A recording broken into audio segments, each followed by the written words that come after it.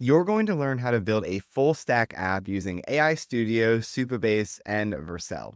Here's a quick demo of what you're going to be building. It's an AI interior designer. You can select your style and then make specific changes with the AI chat. We're going to go start to finish, including best practices for keeping your API keys secure when you use Supabase. Let's jump in. AI Studio is working to build us an AI interior design consultant. So AI Studio, if you aren't familiar with it already, I'm going to get into it in a lot more detail, but it's just ai.dev.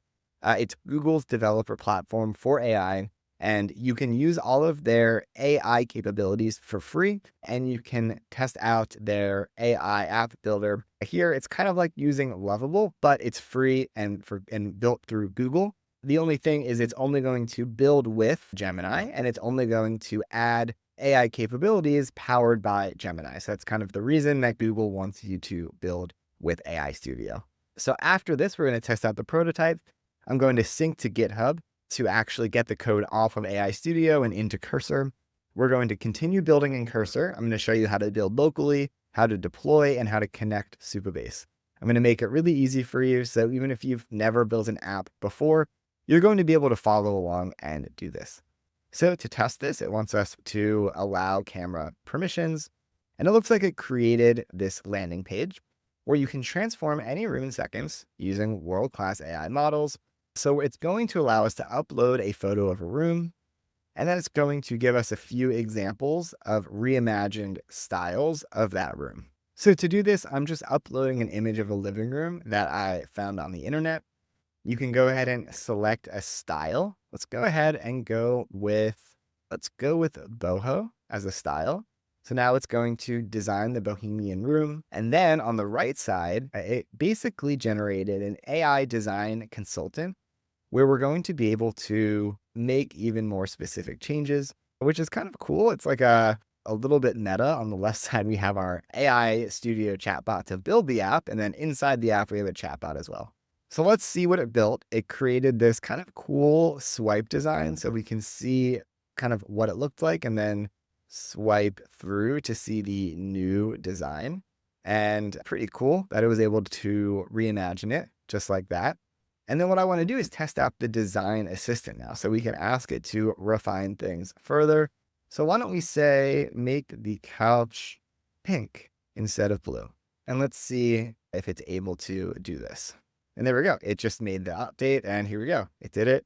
This is actually really cool. I like this a lot. I think that this is a great spot for a prototype. Now we could keep asking for additional features here, or we also could just move to Cursor and keep building in there. But why don't we add one more feature here? I want to add an undo redo functionality for visual edits, which will allow users to easily revert or reapply changes made to the room design. So we're going to make this one change, see how it does here in AI Studio, and then we'll move into Cursor. Now, something that I'm testing in this video, in addition to kind of testing out this whole flow, is Gemini 3 Flash. So this is a new model that Google just released. It's supposed to be almost as powerful as Gemini 3 Pro, but a lot quicker and also cheaper. So I'm curious to see how it does. And so far, like, this is a really nice prototype, but we're going to see how well it continues to do. We'll keep building with it throughout the entire process. All right, so now it says it added it. We can upload the photo again. And then this time, let's do mid-century and let it create a prototype for us. So here we can, again, go back and forth and we can see, yeah, it looks really nice and just a totally reimagined room design. So let's test out the design assistant because that was the new feature that we said. So let's say make the carpet a solid color. And then we'll see if we can go back and forth between the changes that it makes. So here we go. It made it a solid color. And let's see if we go back. Yep. Looks like we can go back and forth really easily. Very cool. Something that I'm really interested here is this enable shoppable links. I don't know how AI Studio is planning to do this, but I want to send it away anyway because I'm really curious and that would actually add a ton of value to this. So I'm curious what it's going to come up with. So I asked it, where can I buy the rug? It says available at Rug World. So I don't think that this part is working. Let me just try giving like this exact prompt. Identify the sofa and give me some shoppable links for it. Maybe it needs to be like a specific prompt. No, so okay, so that part's not working. I'm actually going to show you another feature here inside of AI Studio. I'm going to restore. I want to go back because this feature is not working. I didn't think it was going to work.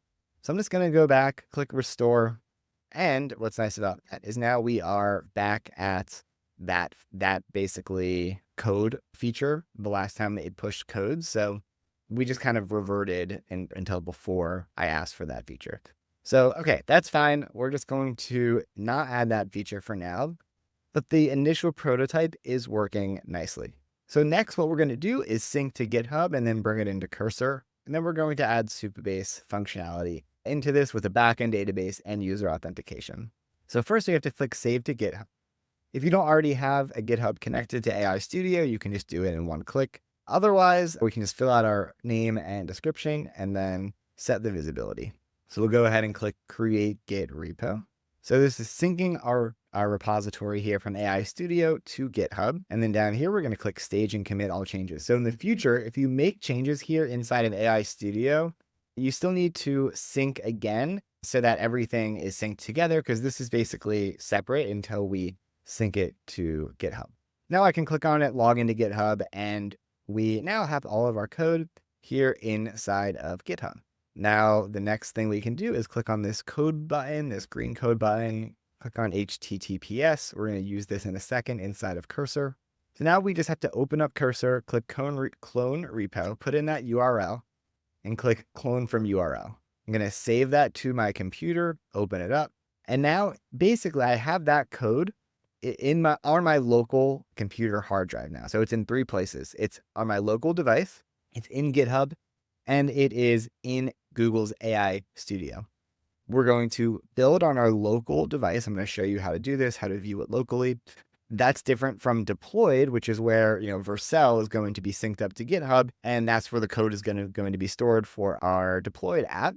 When we make changes here in Cursor, I'm going to show you how to push those changes to GitHub. So the first thing I want to do is actually set this up so we can view our app basically in development locally on our computer. So we're going to go to the top right, click this toggle panel to open this up. Don't be intimidated by the terminal. I'm going to show you exactly how to use it. And if you're ever confused, you can also just ask the chat on the right side. We can see the model options that we have.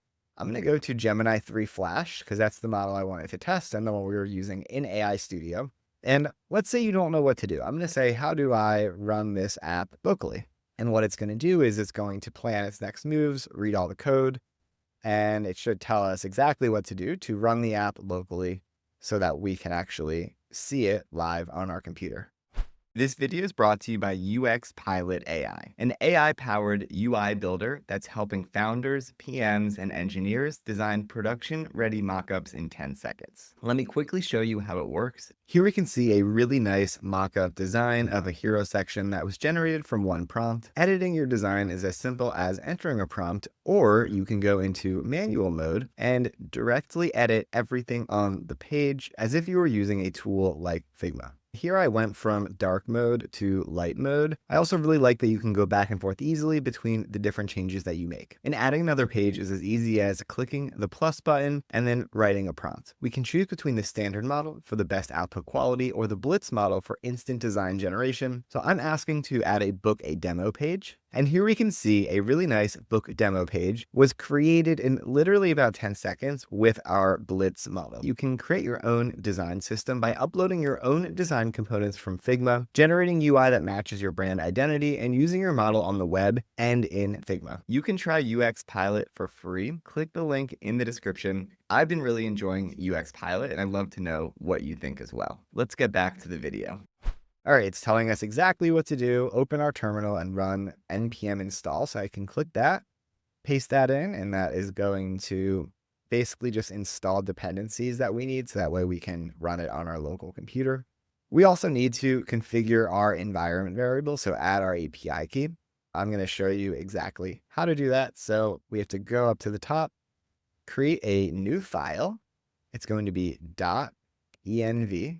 And then I'm going to copy this in Gemini API key underscore, and then this is where we need to put our API key. So I can get that back from AI Studio. On the bottom right, click Get API Key, and then I'm going to copy my key, and I'm going to paste it in. And that key is going to basically give our app the ability to connect to Google, and then it'll charge our account for any usage that we have. And then start the development server, npm run dev. I'll paste that in. And then, so we can either open in Cursor browser or locally on a computer. I'm going to open in Cursor browser. So this is basically a browser inside of our Cursor kind of app that allows us to test our app locally inside of Cursor. And then there's also additional features that we could get into later that are pretty cool in terms of visually making changes to the app, as well as debugging the app if there are any issues. So let's test this out. Remember, we are running this locally on our computer. So I've uploaded that same image. This time we're going to do industrial. So I know it's running. Now what we're doing is testing the API key to make sure that it's connected. So if we actually get a result, we know that it worked. So here we can see the difference that it generated.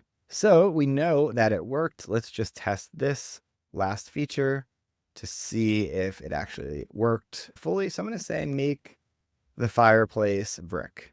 So let's see what that looks like with a brick fireplace. And then after this, what I'm going to do is actually add Supabase so that way we can have users sign in and save all of their conversations.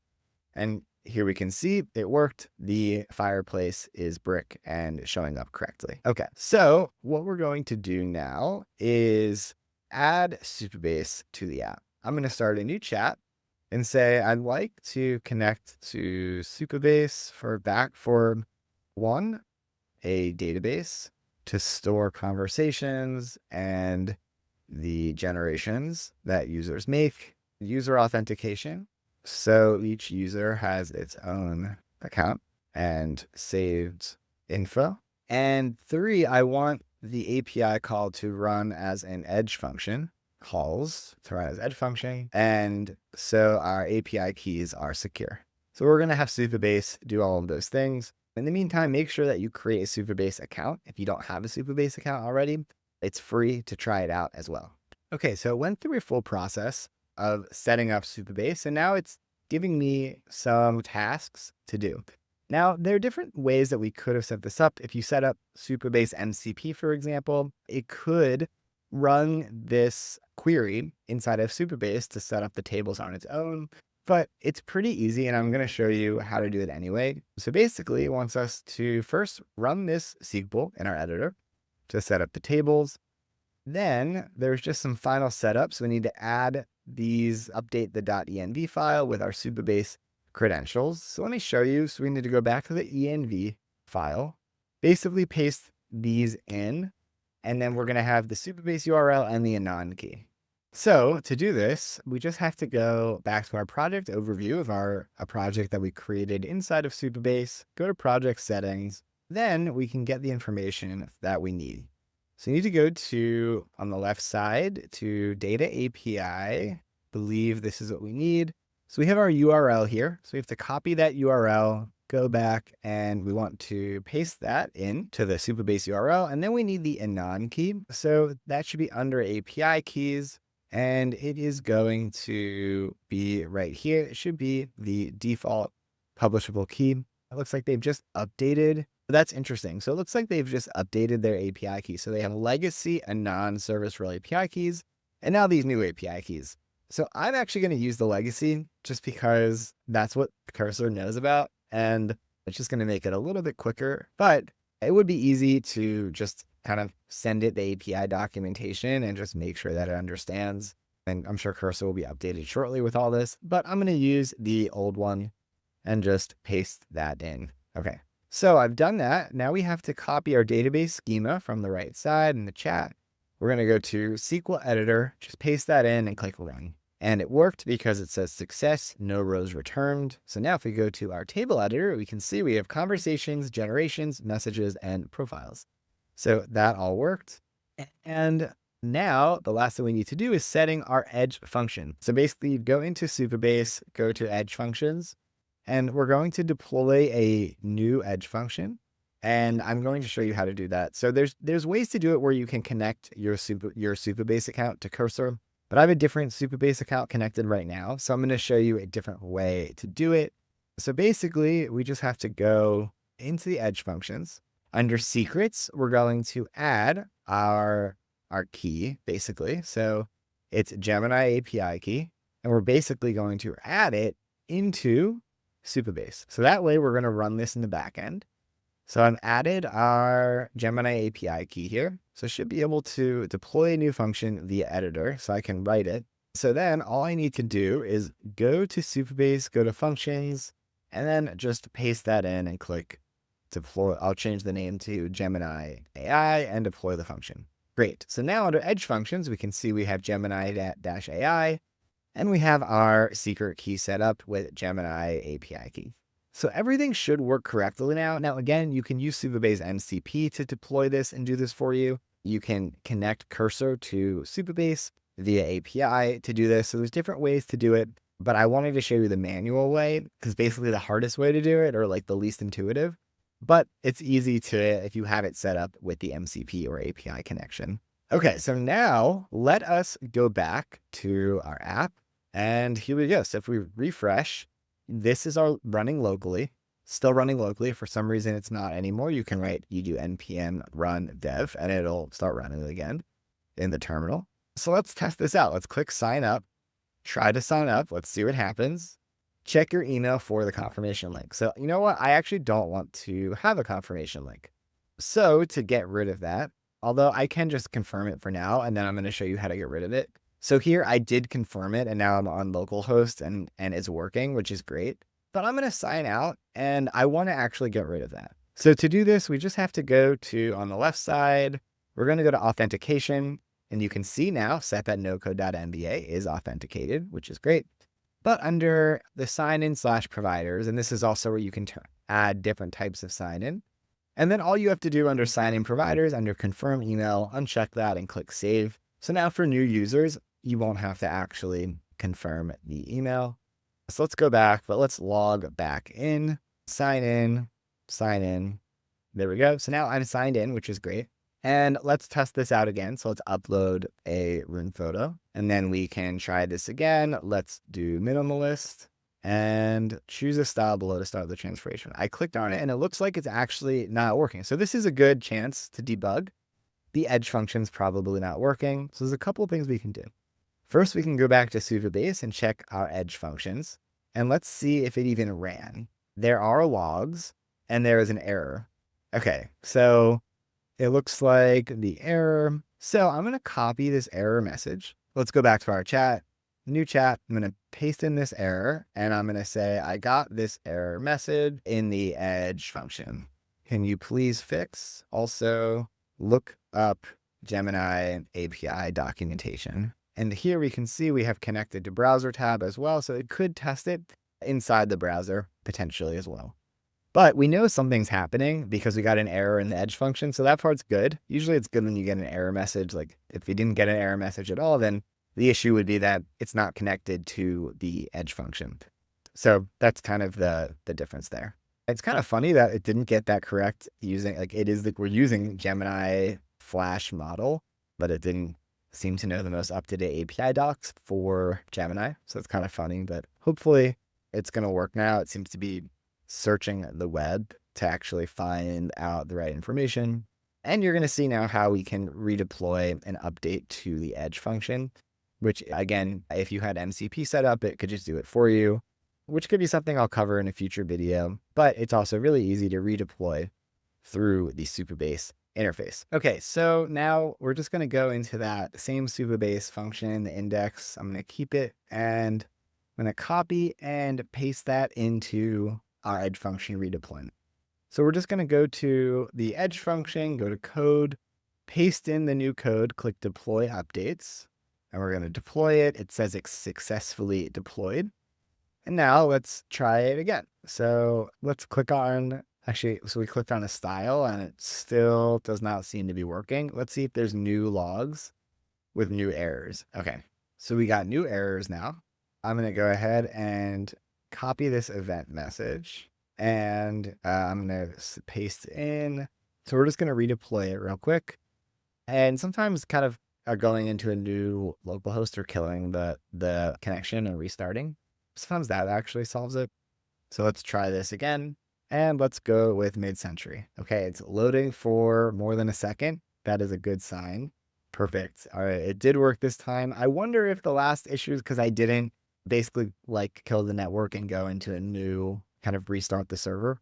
But it is working now. And if we go into our functions and we go to the logs, we should see there's not really an error on the last run. So we didn't have an error on the last run.